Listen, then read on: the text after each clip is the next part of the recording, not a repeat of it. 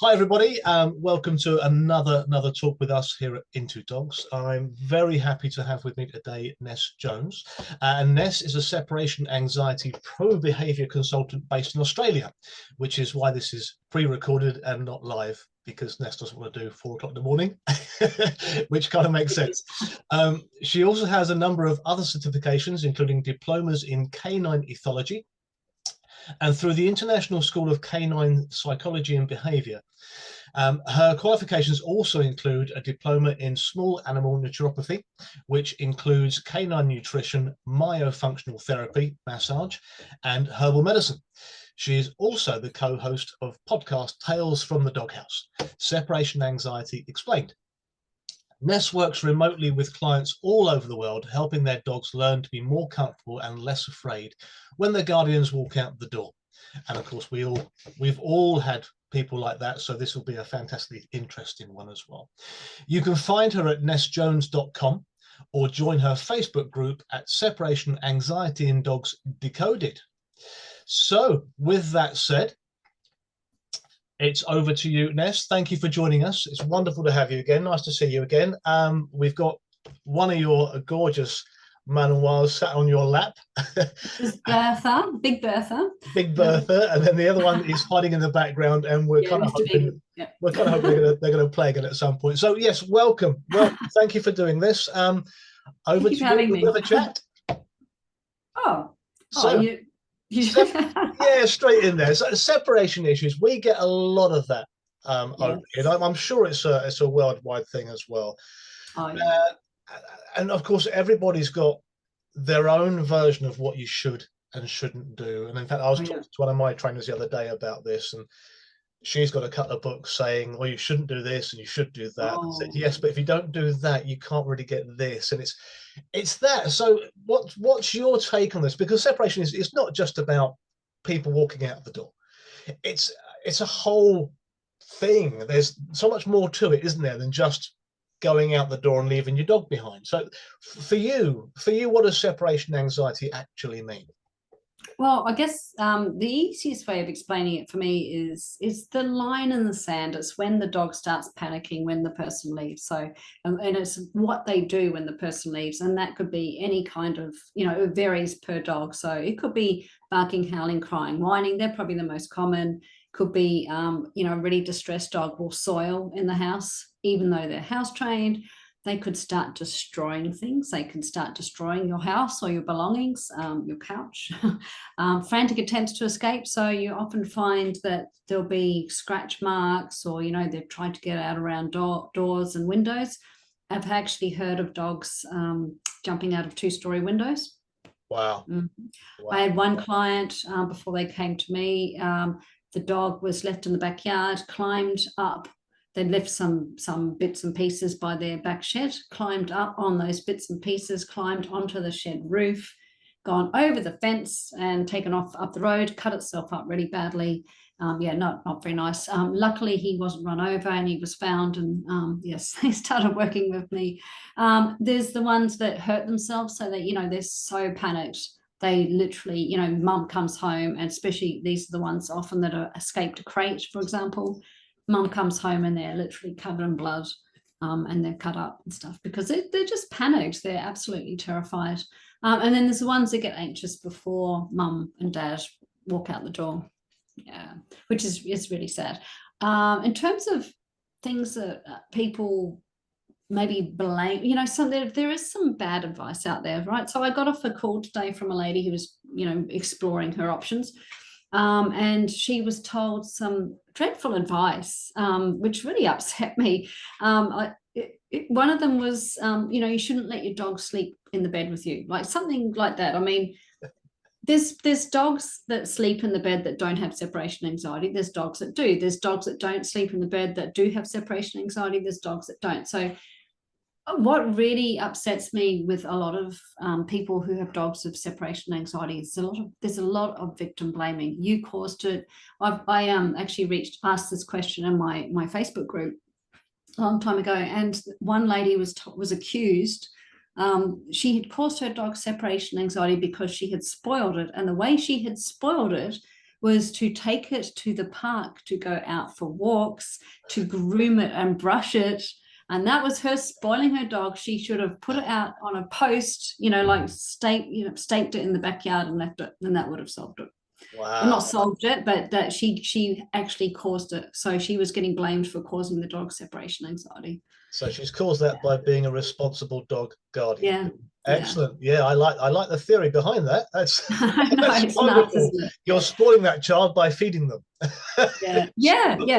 Don't take that dog out to that child out to parties or school, or don't do anything with it. Yeah, but so I think that was largely one of the things that really upset me the most about people that do have dogs with separation anxiety is there's so much victim blaming. And I would really just like to make a point that it's not your fault. There's so many reasons that a dog can get separation anxiety.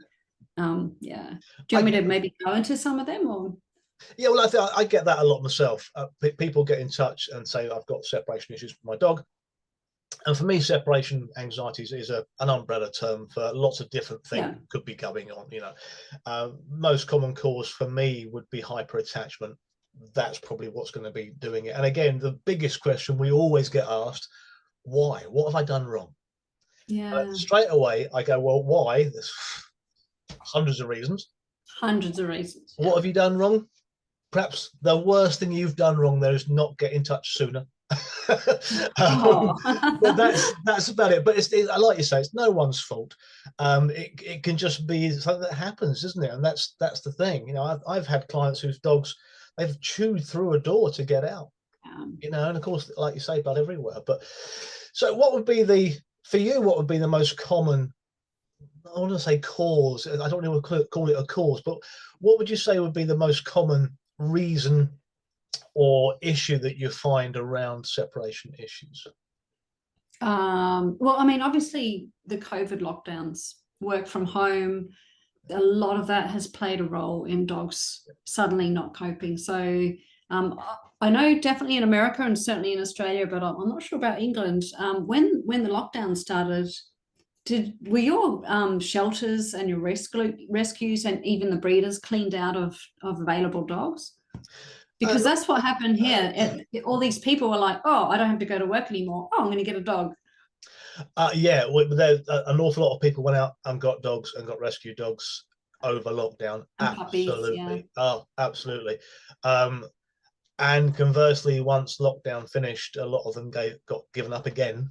Because now bored now, not got time for you, so off you go again. So we had a huge influx into the rescue centres at that point. For me personally, lockdown was fantastic. I loved it.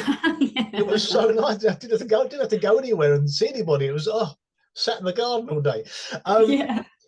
So we did have an awful lot, and we're still seeing the effects of that now with those puppies that were kind of born at the start of lockdown. Not really had. Yeah, exactly. Never had any socialization. So it's not just separation anxiety. They've never actually learned to experience the world either. But there's a lot of dogs that were also fine before, like the dogs that had no issues, lived in the home before lockdowns and worked from home and didn't have any issues. And then suddenly, here we go. Straight away, as soon as she got down, his head popped up, tail go, look, we're gonna play. I love those two. They're great. Yeah, no, they're going to have to, we're not doing this.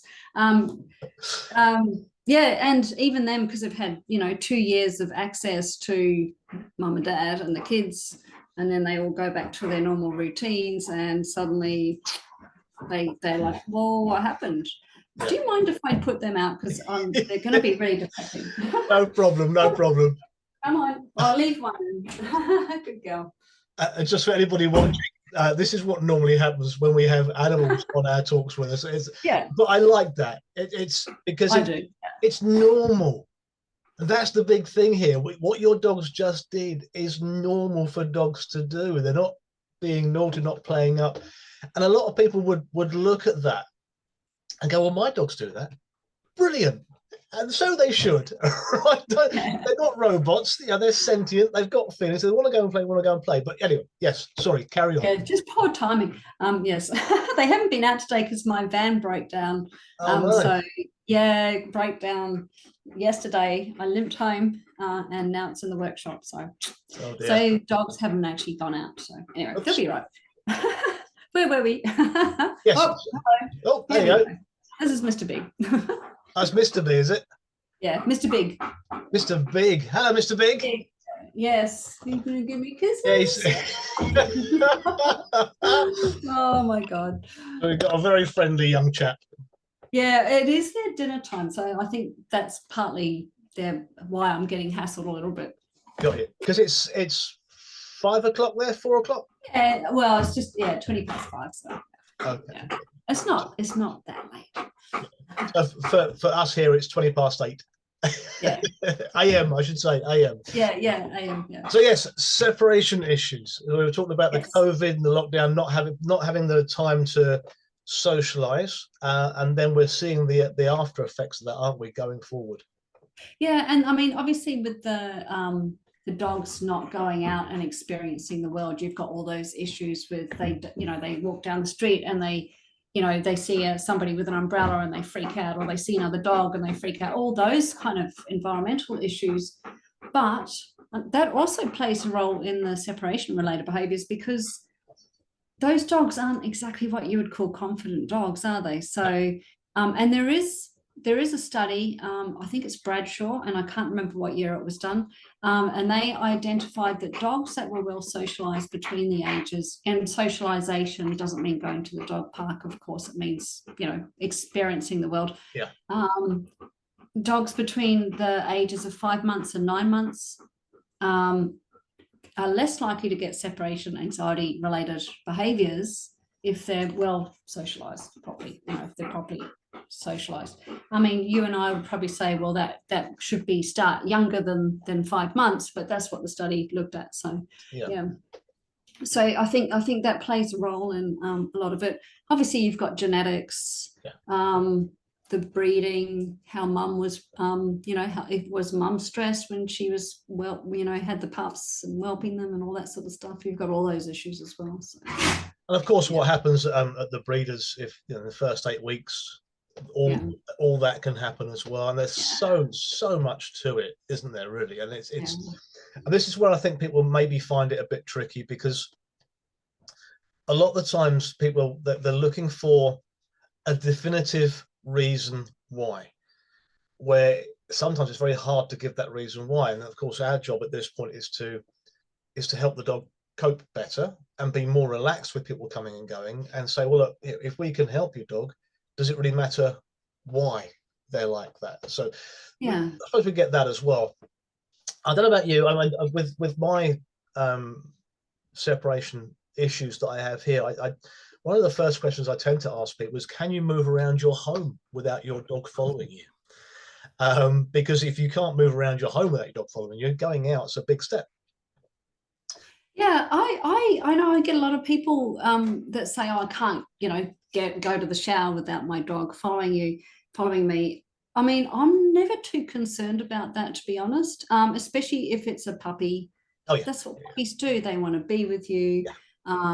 And I find that as they get older, and provided they haven't got something like generalized anxiety, but if they're fairly confident, robust puppies, as they get older and they hit their teens, they're less likely to follow. So all my dogs, I never force separation in the home. Yeah. If I did want to separate in the home, I would make sure the puppy was never stressed while I was doing that. So I would do it mindfully, so there's no panic involved in that, so they don't learn that being away from mum is going to be scary. So that separation is done mindfully, I think, is the best way of doing it, and gradually in a nice, safe, kind way. And then as they get older, I just find, if they either are with me because they want to be with me, or they're not, they'll go and take themselves off and do their own thing, and it never becomes an issue, because it's never forced, and it's never, you do hear of people that are told to throw the puppy outside, and you're inside, and puppy can see you through the door, and it's freaking out. That's actually making the matters worse, not Let them better. cry it out. Let them, yeah. Oh God. They'll get All used my to it. clients have tried that. All my clients, by the time they come to me, they say, you know, I always ask them, so what have you tried? And it'll be, oh, well, you know, we've tried to just let them go, let them cry it out. And I always say, well, how did that work for you? Made it worse. Yeah. Because that puppy, or that doesn't have to be a puppy, that dog, basically that dog is over the threshold, they're over that panic line, and it's really just reinforcing that they should be scared. Absolutely, yeah. And of course, with puppies, and it's a very good point there, because a lot of the times we're talking about just dogs, but this is going to be different for whether it's a puppy, a rescue dog, an older dog. You know, these things can happen at any time in a dog's life. The same thing with us. We can get anxious at any time in our life. We can get, you know, worried about stuff for no apparent reason. It's just these things happen. So I think you could break this down again into several different subsections, if you like, but certainly with puppies, the amount of times we are told, you know, if you let them cry out, they'll get used to it. Of course, then when you explain to somebody, well, actually, your dog might stop crying, but only because they've learned no one's going to come. Yes, and yes, and that is, that hits you in the heart, doesn't it? Yeah, it's so sad, because it's not just puppies and the let them cry it out. It's the trainers that will say, okay, let's put that dog in a crate where it may already get some, what we would maybe term as claustrophobia, but it's containment phobia, if you like, for want of a better way of describing it, and put it in there, and let's put a bark collar on it. And guess what? Your neighbors are going to be delighted, because your dog's not vocalizing anymore and not being annoying. But all that dog is learning that it's even more scary to be by itself. It's even more scary, and then now there's pain related to it. Or if it's not pain, maybe it's a citronella collar. But I mean, that is quite aversive as well, when you think how strong a dog's nose, you know, how well it can smell things, and that citronella, and then it's all over its coat, it can't get away from it. So it's not a one-off kind of shot. It's suddenly surrounded by the smell, even though it stopped barking. So what happens? Yes, the dog is quiet, but the dog is more likely to be shut down, and it's not learning anything. That's the thing. It's not learning that it's safe to be by itself. All it's learning is it's even more scary. Yeah. Plus, I mean, they're probably going to start to learn it's not a great thing for that person to be around them either, because you might put me in that crate and I might get a shot of lemon up my nose.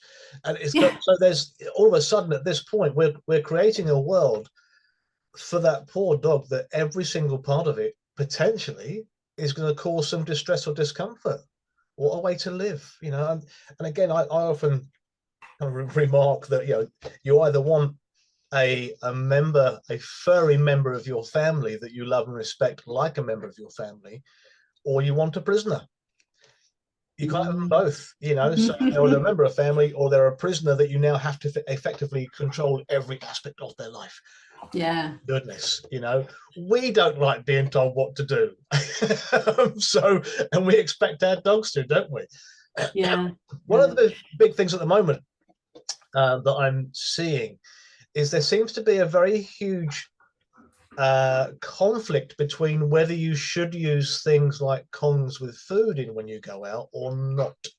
What do you think about those?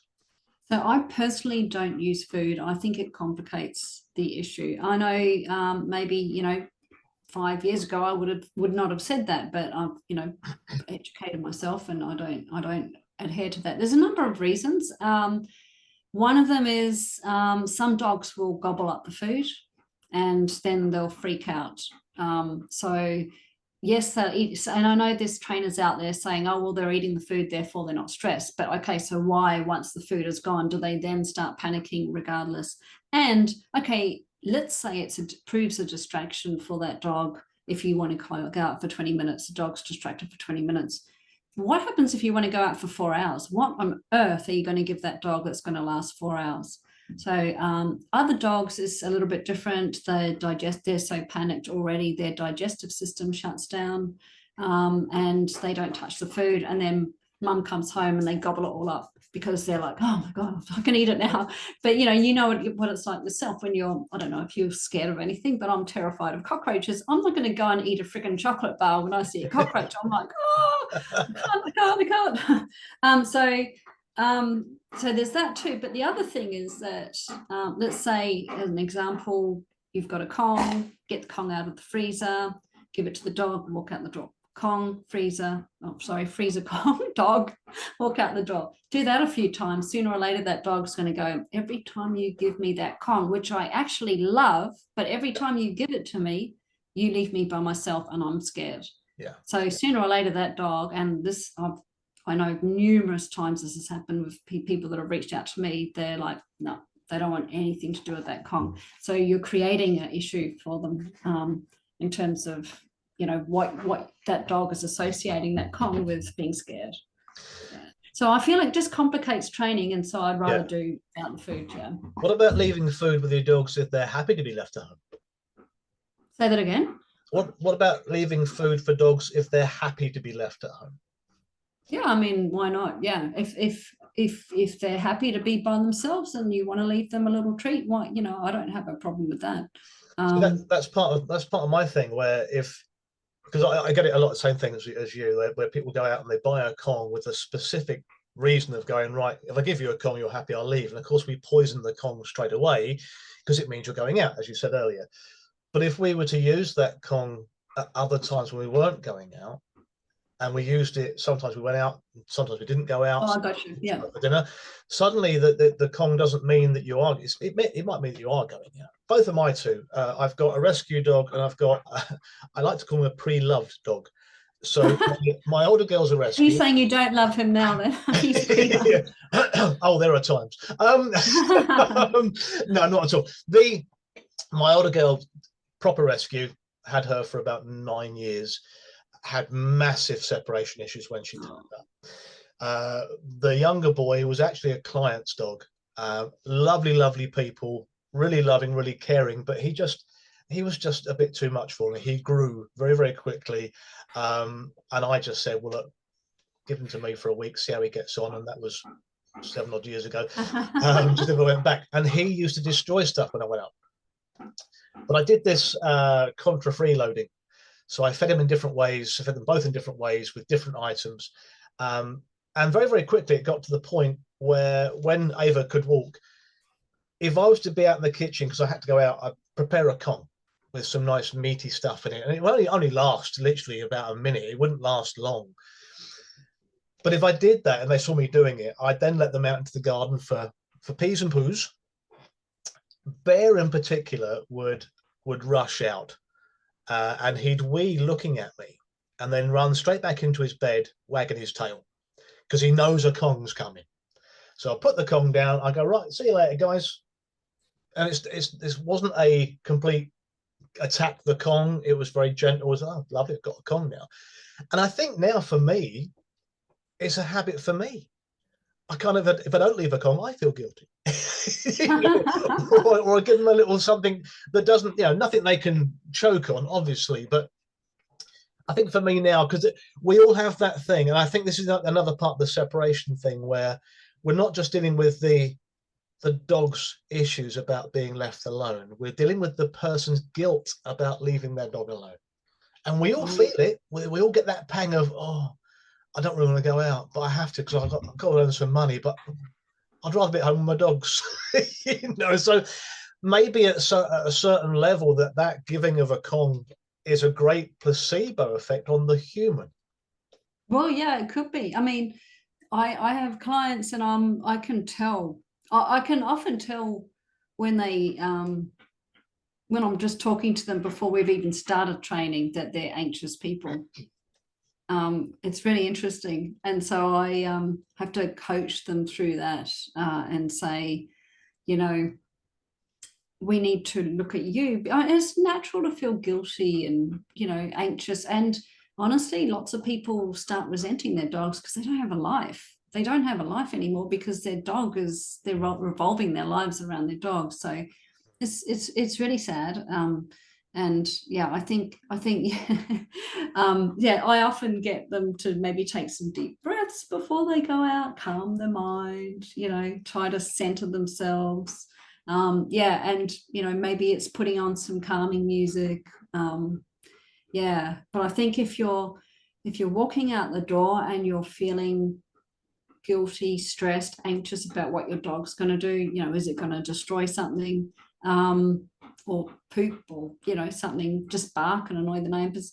Yeah, if you're feeling like that when you walk out the door, your dog's probably, definitely, well, not probably, he's going to pick up on it too. So yeah, I tell my clients, like, you can give your dog like a verbal cue. Some people use visual cues. Some people use scent for blind dogs. Yeah. But I try to encourage my clients, and I don't think any of them have done this, and I'm really, really disappointed. But put on your best Terminator voice and say, "I'll be back." Well, I say, I think there are studies that show that, isn't there, that if you say goodbye to your dog when you leave, it does help to reduce a little bit of stress about you going. And it's funny for me, when I have people that have dogs with issues, and I ask the question, if it's a couple, definitely, it always makes me laugh. And I say, well, how do you greet the dog when you come back? And invariably they do it in different ways. One will get overly, oh my goodness, I'm back. And it could be either one of the couple, and the other one's a bit more stoic and a bit more this. And then I ask that question, well, how do you greet each other? And you can see their brains instantly go, oh no, because normally you get a, all right. That's it, If you greet your dog in that kind of matter-of-fact way, you're not Yeah. making a big deal about it, are you? It's just, well, of course I'm back. It's just normal. It's not an issue. So it's quite funny. And if you get a chance to do that, ask the couple how they greet each other. It's hilarious. Yeah, I will. I love that. Yeah. Some of the replies you get. I've talked to two people recently that have said, oh, I've been told I have to ignore my dogs for 5 minutes when I come back. And I'm like, oh my God, you don't have to do that. And they're all like, oh my God, thank you so much for saying that. Because I say to them, well, can you imagine, I mean, you don't want to make can you stop? You don't want to make a big hoo-ha, like, but the analogy I use is, okay, I work from home. My husband's at work all day. He comes home. Now imagine I say to him, hi, darling, how was your day? I did this, and, what did you do? And blah, blah, blah, blah, which I don't, by the way, but if I did. and he was just like, not talking to you. Yeah. And like was just dead silent and was just like, didn't even acknowledge that I existed. I would feel so stressed. I would be, what have I done wrong? And I think it's fair to our dogs to say, hey buddy, how's it going? Yeah. And like, as you say, doesn't have to be a great big, oh my God, I missed you so much, even though you do feel like that. But yeah, because I mean, humans get separation anxiety too, let's be fair. We miss our dogs when we're not home. So absolutely, yeah. I've had clients that they'll leave the house and then go around to the window and wave at the dog through the window before going. Well, perhaps see not. You later. Yeah, don't do that so much. So, what would your top tip be for somebody's gone out, they've come back, and the dog has destroyed the front room, the living room. It's in bits. The brand new £10,000 sofa's gone. The TV's over. Wiring's been chewed through. There's water spurting out the wall. Complete apocalypse at this point. What would be your top tip? So what should you do when you come in and find that devastation? Oh my God, don't get angry. Do you know what is, and I'm sure you will agree with this, those really upsetting videos, the dog shaming videos. I mean, it's bad enough that you get victim blamed because your dog's got separation anxiety, but to dog shame where, the dog's done something like that and you've got this video and the dog is just going, oh my God, the world is coming down. Like it breaks my heart seeing those videos. But yeah, don't get angry with the dog. Don't punish it. It's an emotional state. So the dog can't help it. It can't help it. It's panicking. Yeah. It's panicking. And that is the reason that we see the behavior. So look past the behavior, what it's done, and look at why it's done it because it's scared out of its little mind. Yeah. So I think punishing it is not fair. So even though you're like, oh Yeah. my God. So basically, it's come in, say hi, clear up, cry Yeah. later. You know, sob into your pillow at night time. It's all Yeah. okay. But But and then then, reach out to a trainer and, don't leave your dog. Okay, so the top tip would be don't leave your dog. So I know that sounds unreasonable, unfeasible, but basically every time the dog is left alone to panic, it's going over the threshold, or its ability, it's past the ability to which it can cope. And every time it goes over threshold, it probably makes the home being by itself, it gets worse. And that's why we see escalation of behavior. So ideally, you stop leaving the dog alone. And there's different ways of doing that. I mean, if the dog's friendly, and it's affordable, doggy daycare, pet sitters, then you've got family and friends. Perhaps, reach out to your neighbors. You just sometimes it's a case of troubleshooting ways of not leaving the dog alone. And then it's not forever. So don't think it's forever, but then start some training. So do the training so that the dog learns that when you walk out the door, it's not scary. It's a safe environment, not a scary one. yeah, Yeah. absolutely. And over here, we have there's a few companies that you can basically go and borrow a dog. So if you don't have a dog yourself and you don't have time and That's else to do, great. you sign up to this website, and effectively at that point you borrow somebody else's dog for the day. Uh, That's awesome. I think all the insurance and stuff is in place just in case, but you basically sign up to it, and you might have somebody that lives quite close who wants to walk a dog, so you go, well, here's my dog, off you go. And I mean, I'm conflicted about it in my head because I'm in my mind I'm thinking, oh, what happens if? But it's all Yes. carrying, Yeah. Totally. it's Yeah. all legit and all of that stuff. But we've also got a thing. It's called the Cinnamon Trust, and it's where if you're unable to look after your dog, you might have gone into hospital, you might be over, you might be infirm, that kind of thing. Well, they have a whole group of people that would look after your dog for you, Oh, wow. That's and those lovely. it gives those people the opportunity to have a dog in their lives, but without the financial strain, if you like, at that Yeah. point, because then they can just give them back, hand them back, that kind of thing. We have an assistance dog trainer over here called Canine Partners, and you can basically have a dog for weeks, months while they train that puppy. So you you pop over there sort of on a Friday afternoon. You pick this puppy up. You have them for the weekend.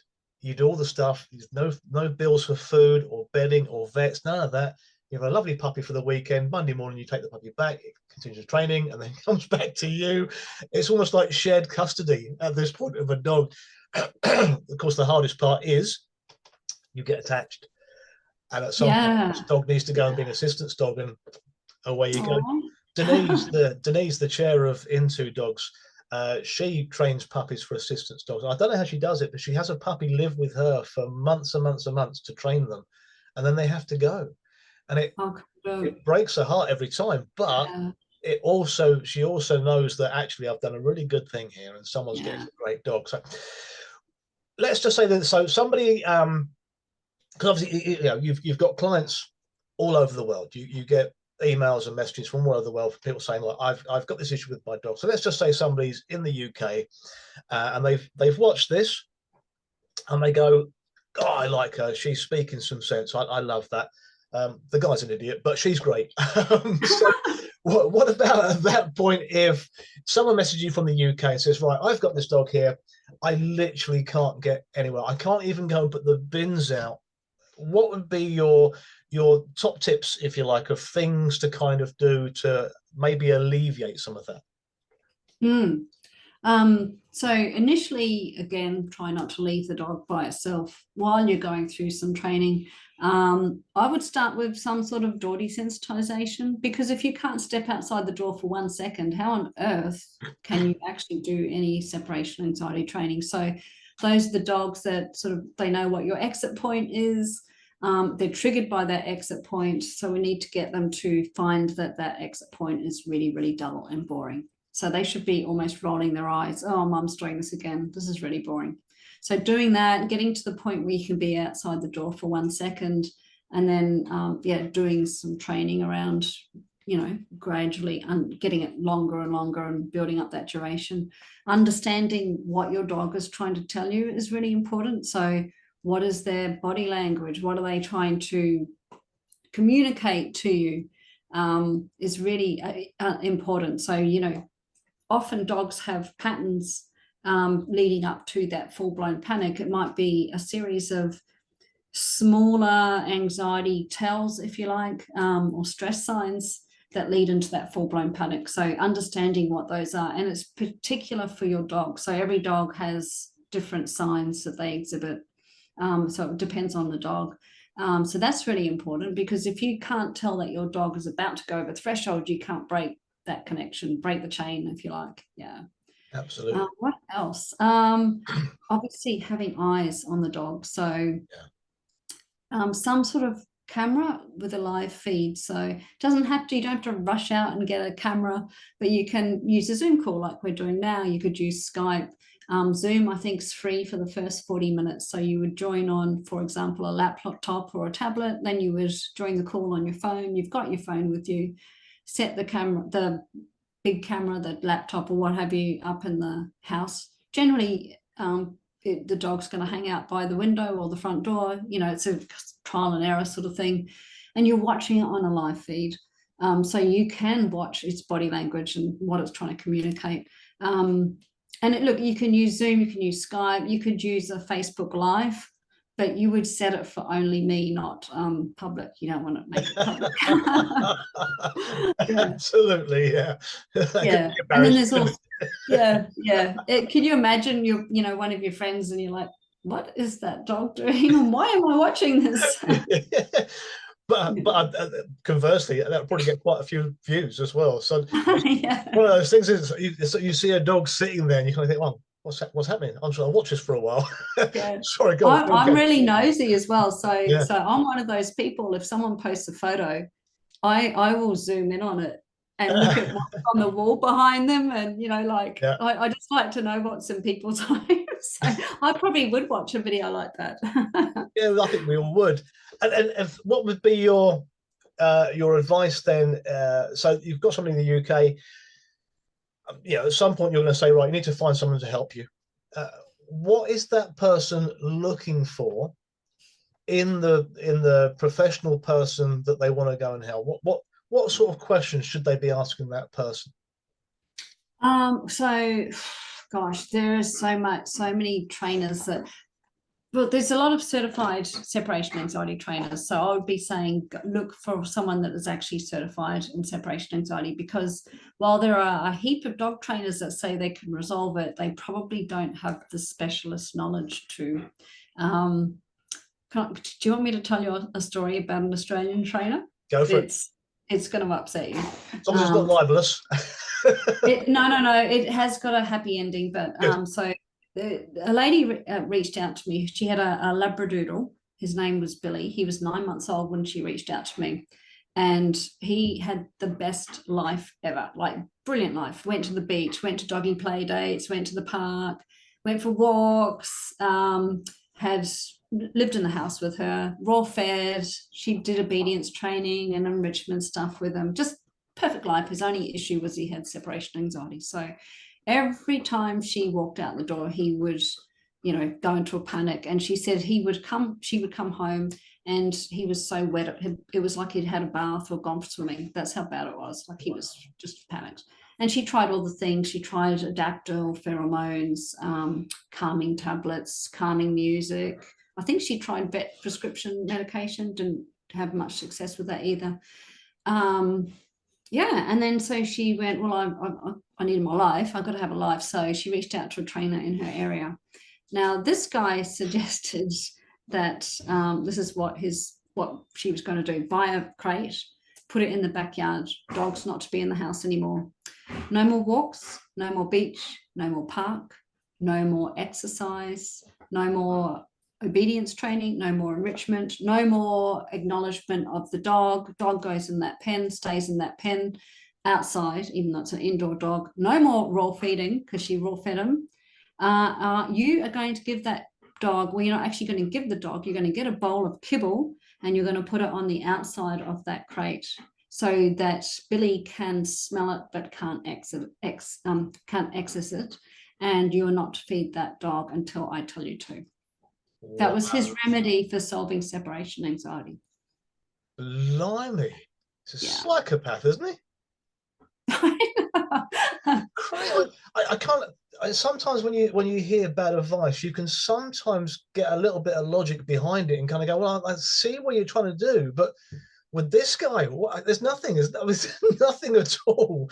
So yeah. crazy. So she went out and bought the pen or the crate, I forget which. She actually went and did that, and then she went, what am I doing? Good. What am I doing? I can't do this to Billy. And she was in a Labradoodle Facebook group and said, help, I need help. And somebody recommended she contact me. So we went through a training program together. But I was devastated when I heard that story. Yeah. That's awful. Imagine she'd gone through with it. Yeah. Oh God, imagine how bad. Can you, oh God, it breaks my heart what that dog would have gone through, because that dog would have, he loves his mum, and then suddenly she's treating him like this. Like, goodness knows when that guy would have said, okay, you can feed him now. Yeah. So yeah, anyway, but luckily that didn't happen. So yeah, it's a terrible story, isn't it? It's all so I guess anybody looking for a trainer, do your research. And if somebody says, put an e-collar on them and chuck them in a crate, advocate for your dog. And I think the hardest part is we're talking to, when you don't know a subject, like let's talk about, tax. Like, I don't know anything about tax. My mind goes blank when you talk numbers to me. So if somebody says they're an expert and they know how to do my taxes and they're going to do this, I'm going to go, okay, sure. Here's my paperwork. Yeah. And if it's the same for a dog guardian that doesn't know about training, or whether it's normal training or separation anxiety training, and there's this expert saying, well, I want you to stop walking your dog and chuck it in a crate and don't feed it, and all this stuff, or put a bark collar on it, whatever. You think they're the expert and they know more than you, so you listen to them. But I think the message is go with your gut and advocate for your dog, and that applies to taking your dog to the vet as well. Yeah, absolutely. Yeah, it's, like you say, there's an awful lot of bad advice out there, and some of the bad advice is from a good place. It's just well-meaning people saying, if you do this, it worked for mine. Of course, that poor dog. Oh yeah, there's plenty of them. Yeah, I did this for my dog and it worked fine. Yeah, get another dog, it worked fine for mine. Yeah, all that stuff. But yeah, reach out to a certified separation anxiety trainer. Got you. And are there any groups that you would know of? I mean, maybe not in the UK, but I'm assuming there's particular groups or regulated bodies that would have those people that are certified. I mean, are we looking at veterinary people, or are we looking at professionals that are certified elsewhere? So there are companies that do certification for separation anxiety. That's where I got mine, which is a separation anxiety pro behavior, pro trainer. Yeah. Yep. And yeah, so there are definitely companies out there, and there's trainers in the UK. Yeah, I've actually got UK clients as well. So cool. Yeah. But yeah, there's just do your research. Do your research. I hear too many horror stories and I'm like, oh gosh. If it doesn't sound right, there's obviously something behind that that's making you uncomfortable. You need to question that. And do you find as well that people are just, and again, not in a bad way, but do you think they're sometimes they feel a bit worried to ask a question, much like speaking to your doctor or to whatever? You kind of don't want to question what they're saying, and that needs to be addressed as well, I think, doesn't it? Yeah, that's I mean, look, I with my clients, I come from it from a really empathetic, compassionate. I take that sort of approach. I do not point fingers. I do not blame. Point his head away from the window.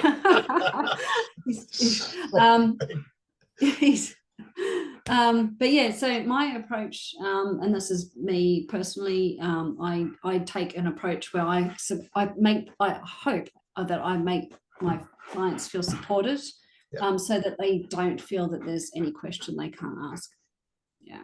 Good. Yeah. And if they can't find somebody to do that for them, then go somewhere else. Yeah. Yeah. I've written a couple of posts of things to ask, and I've said it time and time again. There's not a professional out there, no matter what field they're in, whether they're a doctor, whether they're a trainer, a behaviourist, or whatever, that would mind you asking a question if they know what they're doing. Yeah. Because questions make us better. I mean, we're all professionals, and at a certain point, we all know and understand that we don't know everything 100%. Yeah.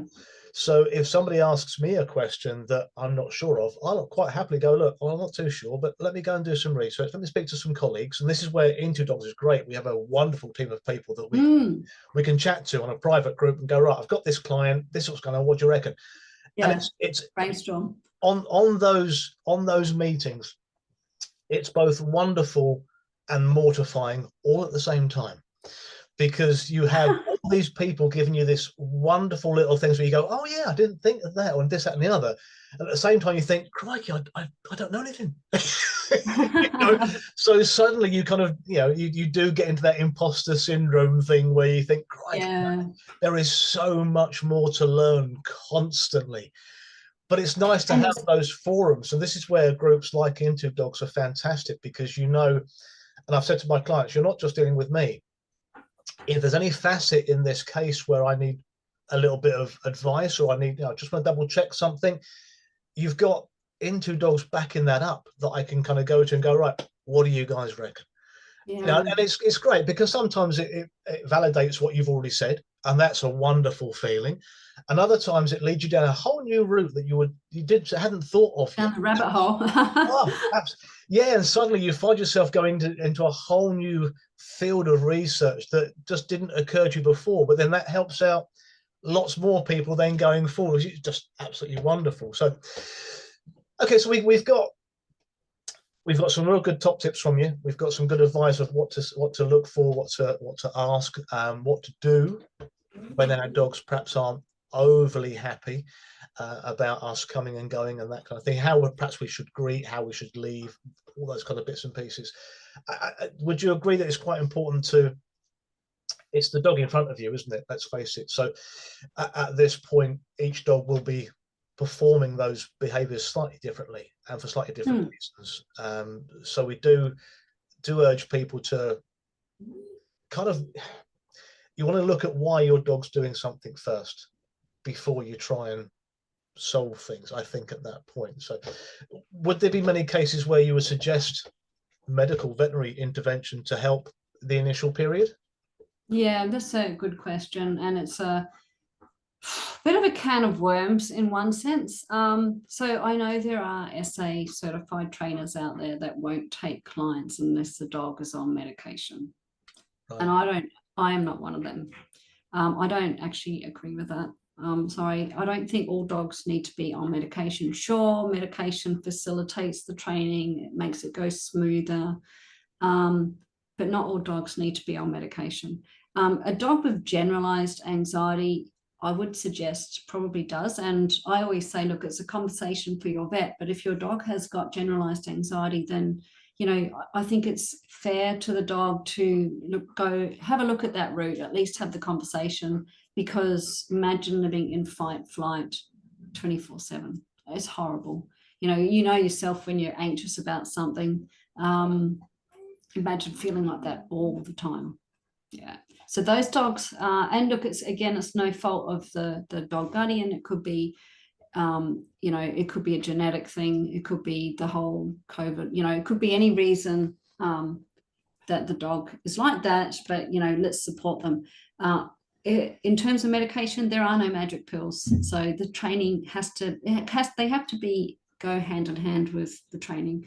So there is a magic pill in one sense. There's the ones that knock the dog out. So, but they're not learning anything because they're completely out of it.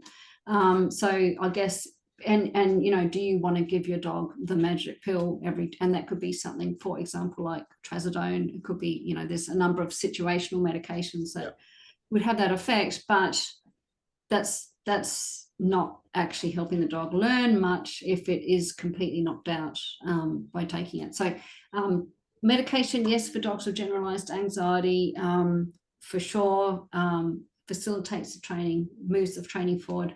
For a dog without generalized anxiety, I would prefer to do the training first. And, you know, sometimes it's literally a case of the dog just hasn't learned to be by itself for a number of reasons, for whatever reason. And so let's do the training. And then if we really got to a sticking point, then maybe we could talk to the vet and see if we can move it forward if it was going backwards or plateauing for whatever reason. But yeah, other than that, I yes, it's there, it can help, but it's not the first thing I reach for. No. If the dog hasn't got generalized anxiety. I suppose it's worth noting that there absolutely is a place for medication at a certain point with anything. Now, I'm a bit like you. I do like to do things as naturally as possible, as much as I possibly can. However, I don't ever say that there's not a case for medication, but we need to look at this first. You know, let's try some other things that might help. And if, of course, none of us want to be on pills forever or drugs, because they have side effects. Yeah, you know, they do help. They actually do help, but I think they should be short term. And like you say, if it's generalized anxiety, and certainly if it's an extreme reaction to generalized anxiety, then yes, medication for the time being until we get to a point. But I'm with you. I think I'd much rather look at helping the dog first without that, and then perhaps moving on to it if we feel necessary. Before we started this call, you mentioned CBD, and for me, there's not enough studies done around CBD, but I know you've done quite a bit of research. I have interviewed a CBD expert from the US. She's from CBD Dog Health. Yep. I like CBD as a potential alternative for anxiety. I think I'd like to see some more exploration around it, some more studies, some more robust studies. Not just 10 dogs or something, some really meaty robust studies. But a lot of my clients are using it. That idiot behind me with the tail, you can see, he has noise phobia. So I try to use it if I know there's a storm coming, and I see I can see a difference. So I'd love to see some more exploration around it. But yeah, again, and also there's clients that will say, I refuse to put my dog on medication. It's not part of who I am as a person. I don't want to. So then that is definitely a time where we can explore something like that. Yeah. A lot of the people that come to me have tried all the natural remedies. They've tried pheromones, thunder jackets, calming tablets, all that stuff, and not really had much effect. So I'm kind of thinking that CBD might be a bit of a game changer, but there's not been enough use of it, I don't feel, to really give us some good data. No, I agree with you. I would like to see. I know over in the UK here, the Veterinary Medical Directorate did declare it a medicine in 2018, and that was based on studies on a dog with osteoarthritis. Right. Yeah. And it did show to reduce anxiety, inflammation, pain, stress, blah, blah, blah. But it doesn't really state dosages, strengths. It doesn't really state there were certain liver numbers that were increased because of the dose the dog was on. So I think it's one of those topics that you have. It's a bit like Marmite. You either have people that are completely against it 100%, or people that go, this is the best thing ever. There's very few in the middle that kind of go, yeah, but I like it personally. It certainly helped with my dogs, and certainly Ava, when I first got her, it helped her massively to relax and calm down. I think the biggest thing for me with CBD is that people expect it after the first drop, it's going to solve things. It doesn't solve anything. It helps the dog to relax, but you need to build that up. It needs to take at least 4 weeks to have an effect. It's got to build up in their system. And this is where people perhaps have tried the herbal stuff, have maybe not tried quite long enough. Tried it, didn't work. Yeah. I've had clients that have used CBD for 3 weeks and gone, it's not working. And I've gone, well, you're literally like a week away from starting to have an effect. And are you giving? Have you got the dose right? If anyone's interested, if they jump on my YouTube channel, which is YouTube facebook.com/@Ness Jones. There's 2 interviews on there. One is with Dr. Chris Parkle, who's a veterinary behaviorist, and the conversation is about when is it appropriate to start using, actually, no, that's on the Tales from the Doghouse podcast YouTube channel, if people want to go and jump on that. But the other one, so he talks about when should we start looking at medication. The other one is actually on my my YouTube channel, which is @Ness Jones, and the interviews with Angela Ardolino, and she's from CBD Dog Health, and she talks about the type of CBD, which is really important. So it's not just any old CBD, it's not just tablet, like you've got to get the proper stuff. It's got to be full spectrum, blah, blah, blah. And also the dosage. So you could have a big dog that only needs a small amount, and you could have a little dog that needs a lot. So they're all different. So even though you might buy it and they'll say recommended dose is 5 drops, what you actually need could be more or less. And you have to figure it out. So really interesting interview if anybody is interested in that. Yeah, could you send me the links, and I can yes, perhaps put those on. So when I post this, sure, at some point in the next sort of few weeks, I can just add those perhaps in the comments, and if people are interested, they have a little look. So I think so, and all these things then really can help when we're dealing with a separation issue or generalized anxiety with dogs as well.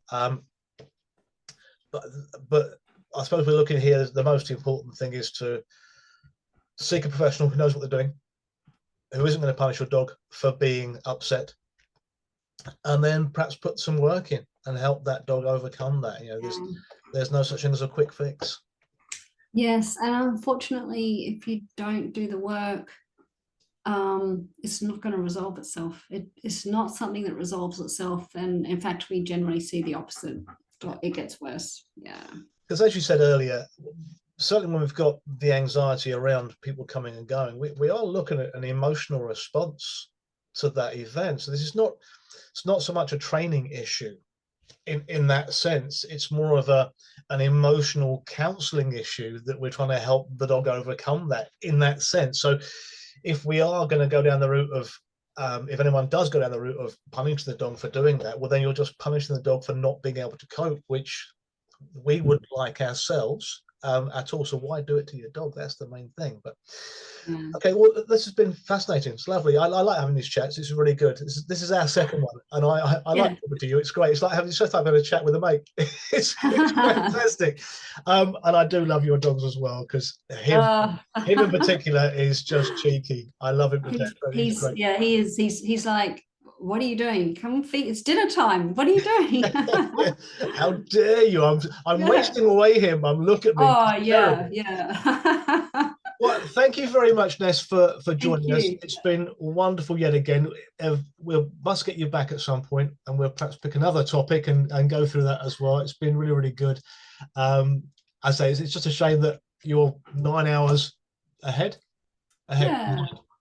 Well, maybe in summer I'll be a bit more open to getting up at 4 a.m. in the morning.